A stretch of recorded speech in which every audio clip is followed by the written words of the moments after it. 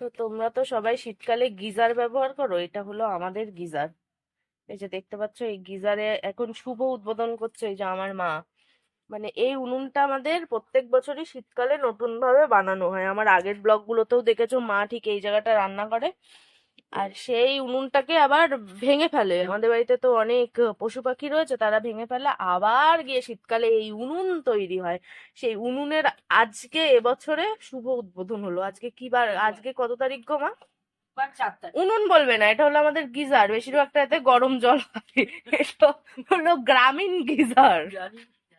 আজকে 4 তারিখ। হ্যাঁ, তো গিজারে, হ্যাঁ অঘ্রাণ মাসের যে 4 তারিখে আমাদের বাড়ির কিন্তু গিজারের উদ্বোধন হয়ে গিয়েছে। এটা হলো গ্রামীণ গিজার, মানে আমার বাড়ির গিজার এটা।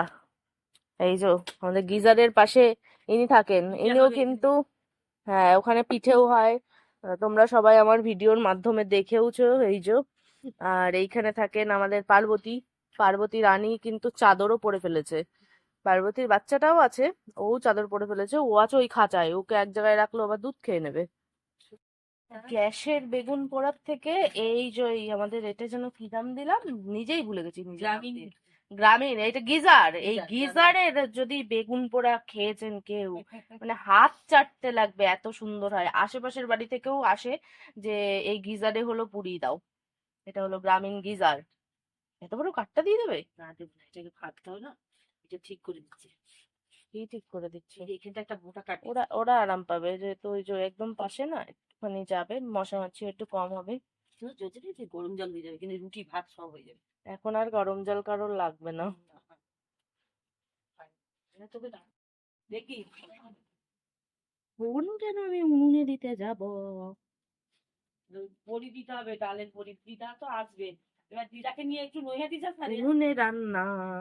তো আমি এখন গিজার, হিটার সবকিছুই বলতে পারো, সেখানে বসে বসে এখন হলো ওটা কি করছি, ওই যে আগুন পোয়ানো বলে না, গ্রামের দিকে এটা হয়। আমাদের ছোটবেলায় আমরা দেখেছি যে এরকম কাঠ ফাট জ্বালিয়ে, বিচুলি ফিচুলি জ্বালিয়ে আগুন পোয়ানো হতো, এবং উনুনে রান্না করে যাওয়ার পর রান্না করে চলে যেত, এবং ওই উনুনে বসে বসে হাত পা ছ্যাঁকা হতো। আমার তো জম শীত পড়ে গেছে, ঠান্ডা লেগে গেছে আমার অলরেডি।